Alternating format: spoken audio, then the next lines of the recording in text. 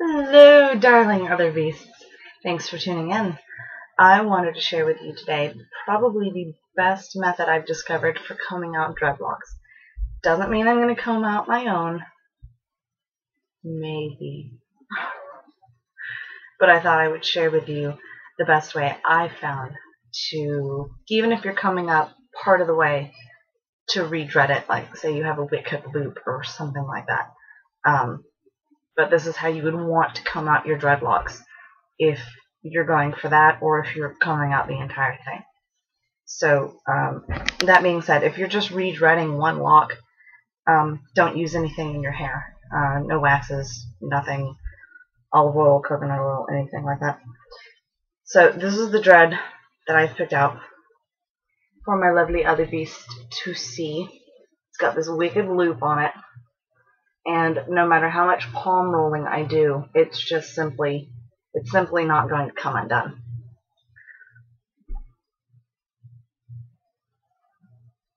So, what I should explain to you is just having dreadlocks is cool, by the by. I thought you should know that. Although they're kind of irritating at times. And this one always hangs down and it really, really bothers me. So, take the dread you're wanting to work on, i.e. this one, the terrible, terrible loop. I'm going to pull in close here so we can really see how awful and terrible it is. It's terrible. So, but if you're going to come out your entire, like all of your dreadlocks, you would probably want to use a conditioning aid like olive oil with something super slippery. Even the silicone stuff that they sell for like hair shininess. Just anything that loosens hair and makes it slide over. But if you're going to undo dreadlocks, and you're going to come up for re-dreading purposes, sorry, the camera is backwards, you want to start at the very, very tips. And so what I did here was at the very end of this dreadlock, I started combing with just the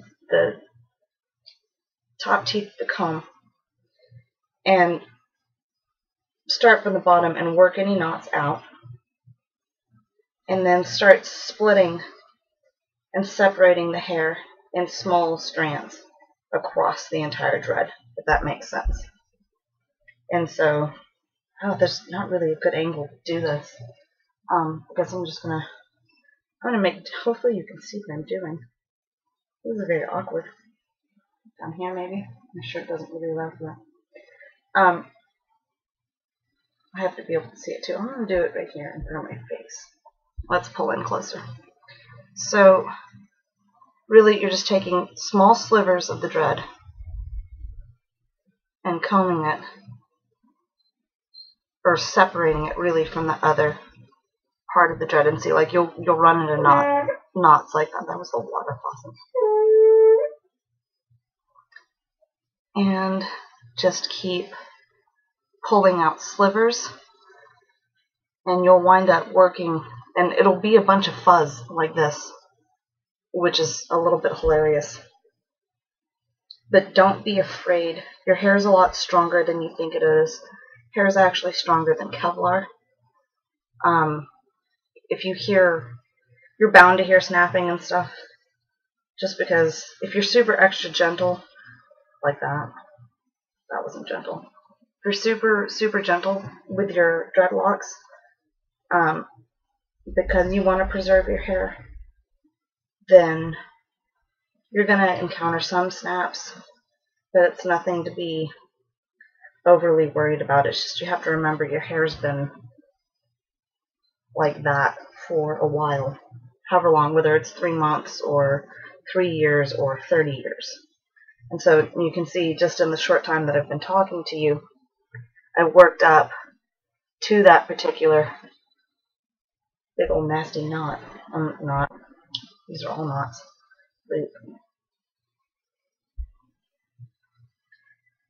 And so Just work it up. Keep pulling small little sections with the front teeth of your comb until you can brush it all through. I'm getting closer here so you can see what I'm doing.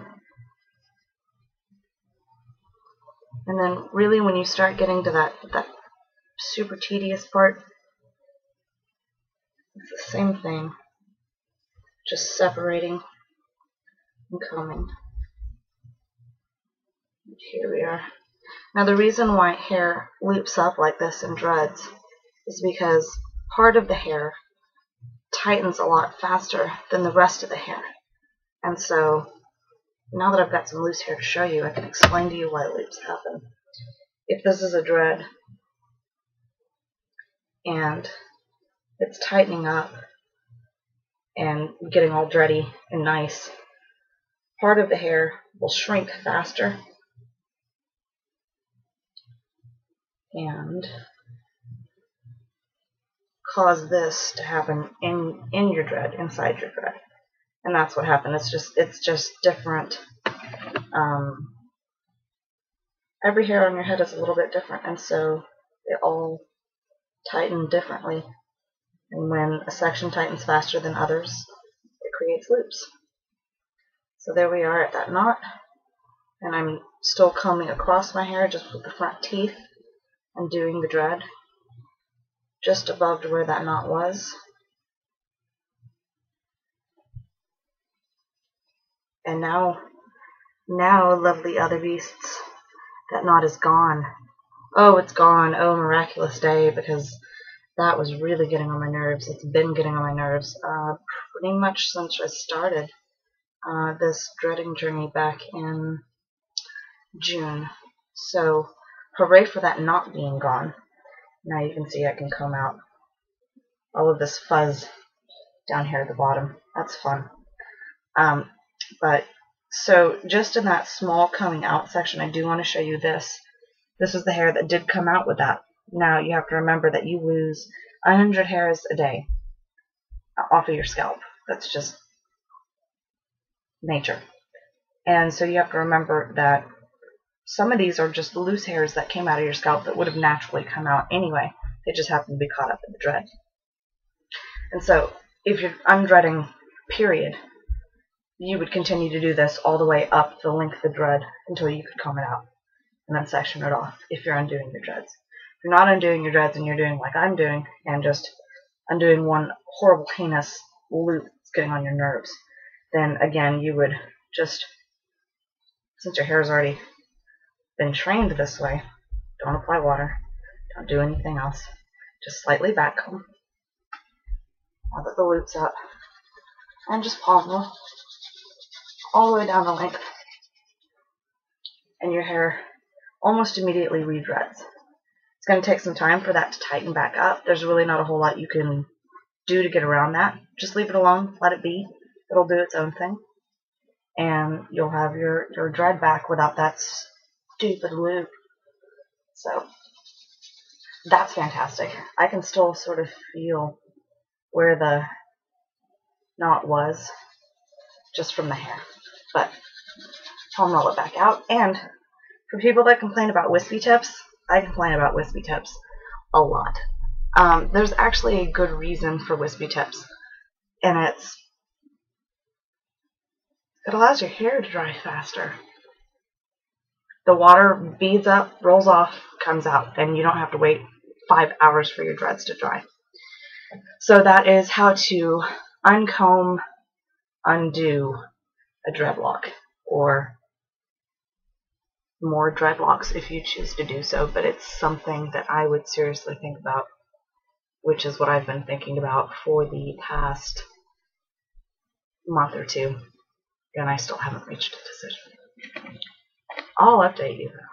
I'm going to include another video soon about how to tuck in loose hairs, so stay tuned for that. I wish you all a magnificent journey with maintaining your dreads, and have a super day.